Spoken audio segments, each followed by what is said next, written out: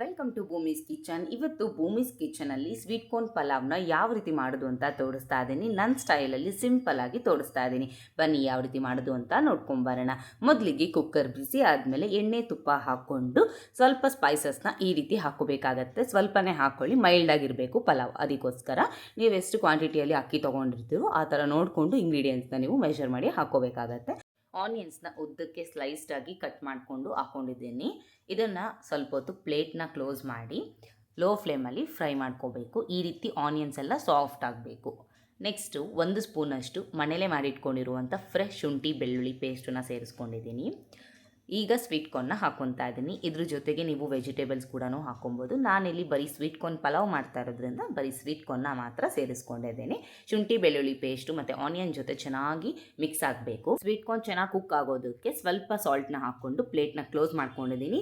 2 minutes ಆದಮೇಲೆ ಪ್ಲೇಟ್ನ open ಮಾಡ್ಕೊಳ್ಳಿ. ಚೆನ್ನಾಗಿ ಸ್ವೀಟ್ ಕಾರ್ನ್ 50% ಬೆಂದಿರುತ್ತೆ. ಈಗ ಮನೇಲೇ ಮಾಡಿಟ್ಕೊಂಡಿರುವಂಥ pulao masala, red chilli powder, ಹಾಗೆ ಪುಡಿ ಉಪ್ಪು ರುಚಿಗೆ ತಕ್ಕಷ್ಟು ಇಷ್ಟು ಹಾಕ್ಕೊತಾ ಇದ್ದೀನಿ. ನಿಮಗೆ ಪಲಾವ್ ವೈಟಾಗಿ ಇರಬೇಕು ಅಂತ ಅಂದರೆ ಚಿಲ್ಲಿ ಪೌಡರ್ ಬದಲು ಹಸಿಮೆಣ್ಸಿನ್ಕಾಯಿನ ಹಾಕ್ಕೊಳ್ಳಿ. ಈಗ ನೆನೆಸಿಟ್ಕೊಂಡಿರುವಂತಹ ಬಟಾಣಿನ ಸೇರಿಸ್ಕೊಂಡು ಚೆನ್ನಾಗಿ ಮಿಕ್ಸ್ ಮಾಡ್ಕೊತಾ ಇದ್ದೇನೆ. ಇದೆಲ್ಲ ಲೋ ಫ್ಲೇಮಲ್ಲಿ ಒಂದು ಸ್ವಲ್ಪ ಹೊತ್ತು ಮಿಕ್ಸ್ ಮಾಡಿದ್ಮೇಲೆ ನಾವು ನೆನೆಸಿಟ್ಕೊಂಡಿರುವಂಥ ಅಕ್ಕಿ ನೀರನ್ನ ಸೇರಿಸ್ಕೊತಾ ಇದ್ದೀನಿ. ಸೇರಿಸ್ಕೊಂಡ್ಮೇಲೆ ಸ್ವಲ್ಪ ಕುದಿ ಬಂದ ಮೇಲೆ ನೀವು ಎಷ್ಟು ಅಕ್ಕಿ ತೊಗೊಂಡಿರ್ತೀರೋ ಅದನ್ನು ಈಗ ಸೇರಿಸ್ಕೊಳ್ಳಿ. ಸೇರಿಸಿ ಇದನ್ನು ಅಷ್ಟೇ 1 ಟೈಮು ಮಿಕ್ಸ್ ಮಾಡಿದ್ಮೇಲೆ ತುಪ್ಪನ ಮೇಲ್ಗಡೆ ಹಾಕ್ಕೊತಾ ಇದ್ದೀನಿ. ಈ ರೀತಿ ಮಾಡೋದ್ರಿಂದ ನಾರ್ತ್ ಇಂಡಿಯನ್ ಸ್ಟೈಲಲ್ಲಿ ಪಲಾವ್ ತಿಂತಾ ಇದ್ದೀವೇನೋ ಅಂತ ಅನಿಸುತ್ತೆ. ಹಾಗಾಗಿ ಲಿಡ್ನ ಕ್ಲೋಸ್ ಮಾಡಿ 2 ವಿಸಲ್ ಆದಮೇಲೆ ಈ ರೀತಿ ಕುಕ್ ಆಗಿದೆ, ಉದ್ರುದ್ರಾಗಿದೆ. ಹಾಗೆ ಮೇಲ್ಗಡೆ ತುಪ್ಪ ಫ್ಲೇವರ್ ಕೂಡ ಹಾಗೆ ಇರುತ್ತೆ. ಇದ್ರ ಜೊತೆ ನಾವು ಯಾವ ರೀತಿ ಸರ್ವ್ ಮಾಡೋದು ಅಂತ ತುಂಬಾ ಡಿಫ್ರೆಂಟಾಗಿ ತೋರಿಸ್ತಾ ಇದ್ದೀನಿ. ನೀವು ರೈತ ಜೊತೆ ಆದರೂ ಸರ್ವ್ ಮಾಡ್ಬೋದು, ಇಲ್ಲ ಅಂತಂದರೆ ಹಾಗೆ ಸ್ವೀಟ್ ಕಾರ್ನ್ ಪಲಾವ್ನ ತಿನ್ಬೋದು.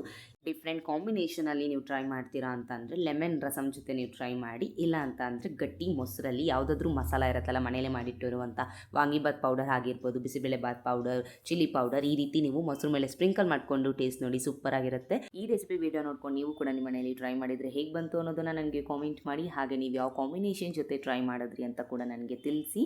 ಈ ರೆಸಿಪಿ ವಿಡಿಯೋ ನಿಮ್ಮೆಲ್ಲರಿಗೂ ಇಷ್ಟ ಆಗಿದ್ರೆ ತಪ್ಪದೆ ಲೈಕ್ ಮಾಡಿ, ಇನ್ಸ್ಟಾ ಮತ್ತು ಯೂಟ್ಯೂಬಲ್ಲಿ ಭೂಮಿ ವ್ಲಾಗ್ಸ್ ಅಕೌಂಟ್ನ ಫಾಲೋ ಮಾಡಿ, ಹಾಗೆ ಸಬ್ಸ್ಕ್ರೈಬ್ ಮಾಡಿ. Thank you for watching. ಮತ್ತೊಂದು ಹೊಸ ವಿಡಿಯೋಲಿ ಸಿಗೋಣ. ಬಾಯ್.